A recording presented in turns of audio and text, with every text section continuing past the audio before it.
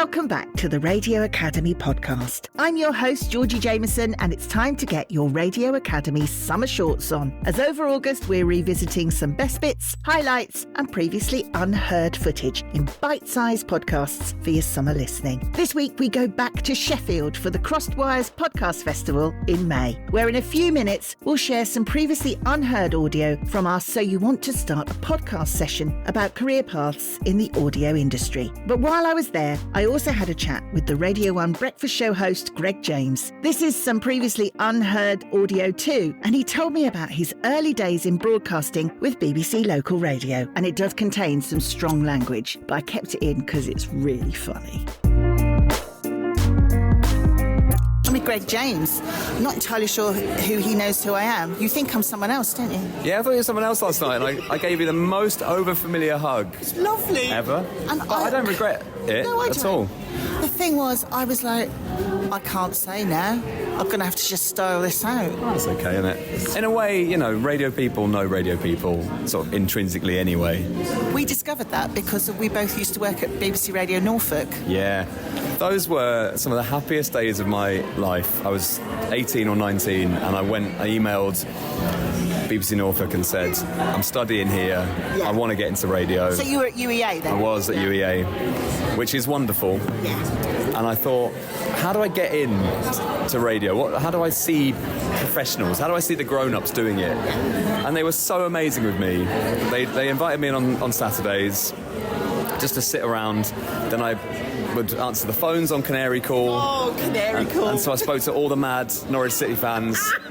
It was amazing. It was like, I want to be on the radio and talk to Stephen Bumfrey. Not Stephen, it was Matt Gudgeon. I want to speak to Matt Gudgeon. I want to tell Nigel Worthington there's a waste of fucking space. That is such a great Norfolk accent, and that's coming from someone who's half Norfolk, half Suffolk. And I'd go, well, I can't put you on the radio if you're going to be swearing. And I'd read out the texts and stuff, and I did a few OBs with them. I'd sort of be in the radio car, and I think we went down to, where would we have gone down to? Maybe, I want to say, maybe it was Yarmouth. Maybe Yarmouth.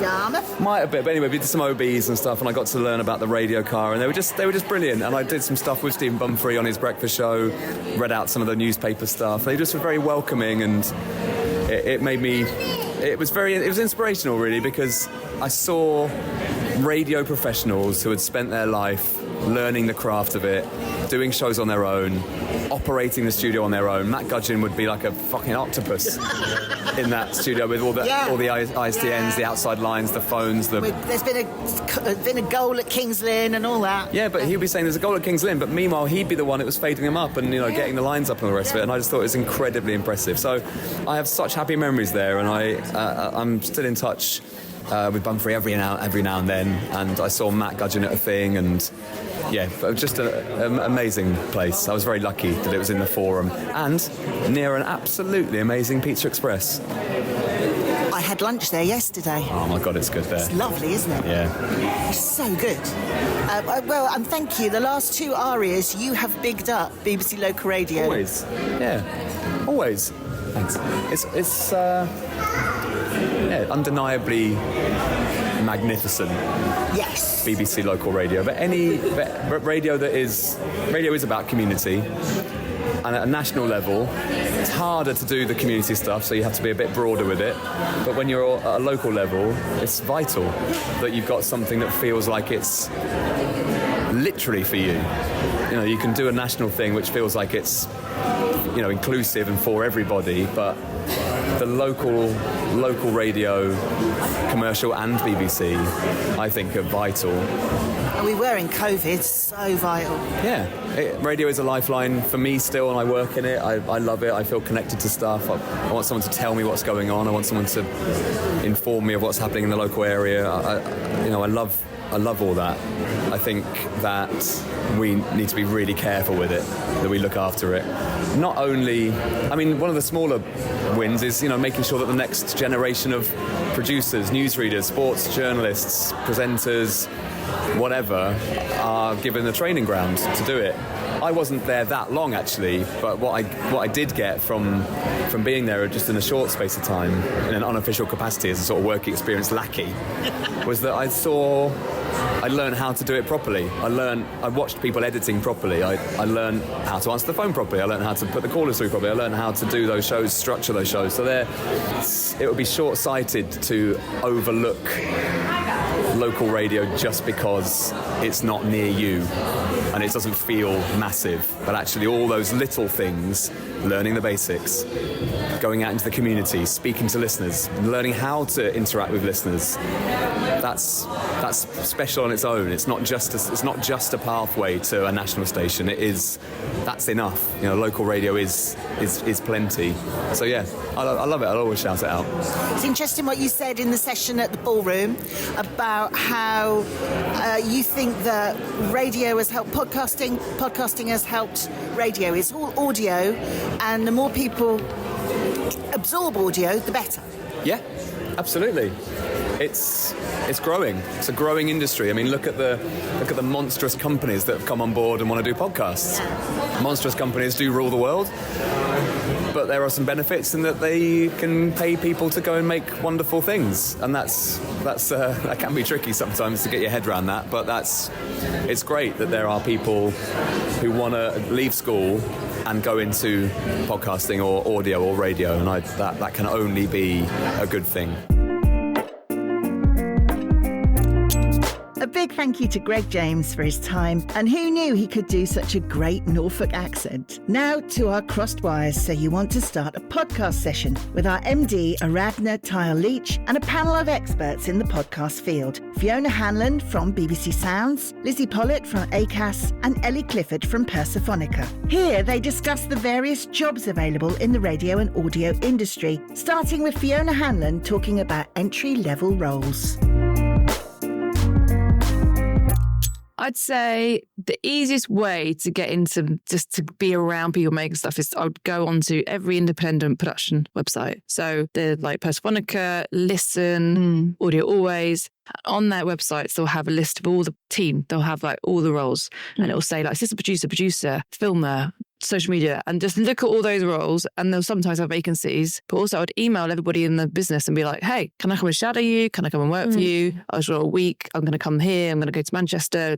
Just email everybody, because they would have done exactly the same thing that you've done. Like they want to get in. So just email people and then say, can I have a coffee and just see what there is. Like people are really nice. I work with them all the time. They are really nice, and they want to get you in. And the way to find those production companies, if you haven't heard of any of those names, is firstly, listen to podcasts. You'll not believe how many people come to me and say, I want to make a podcast. Which one's your favourite? So I don't really listen to podcasts. You think, listen to podcasts. They said, listen to audio if you want to work in audio. It sounds so obvious. And then at the end of it, don't turn it off at the credits. Like, find out who's produced it. So whether it's on BBC Sounds or on Spotify, somebody has produced it, and that's where you'll find out the production companies, and you'll start learning, okay, well, I'm really drawn to these, slower, longer podcasts.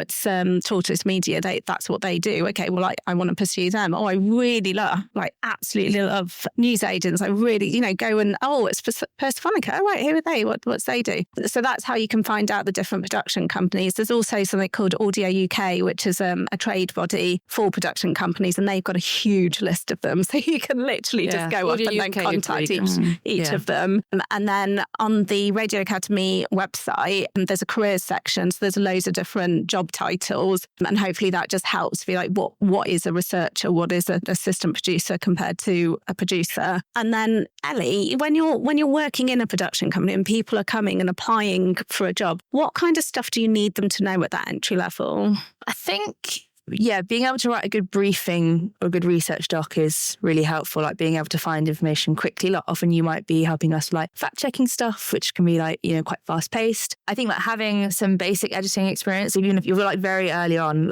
just being able to edit a little bit is great, because it's much easier to kind of nudge you in the right direction and help you with your editing rather than kind of starting from a complete blank slate. So that's really helpful. I think, to your point, having listened to stuff is really important. And like I say, I think that sense of taste comes from having listened to a lot of audio. And then I just think mainly enthusiasm. I think, I'm very willing to spend time with people if they're kind of very excited about what they're doing and they kind of want to give it their all and not sort of phone it in. we're looking for someone who just loves it, basically. So I think that's a really massive part of it. Can I take one real quick thing? Sorry, from the other end. We don't make podcasts at Acast. We're completely about the business side. So you might actually be a salesperson, you might be a marketing, you might be a finance person, you might want to work in HR. Like we have all those kind of roles. So actually, if that's your bag and you just love podcasts, then particularly the big companies like, it's Acast, Spotify, Global, all those kind of big companies, chances are they might have roles in those sort of ancillary areas. So it's LinkedIn is the place. The answer. Yeah, thank you. It's a really good point. Can I put a little plug in for engineering and technology roles? Because that's where I started, and it's super exciting because without technology, there is no podcast. So have a look down that route as well.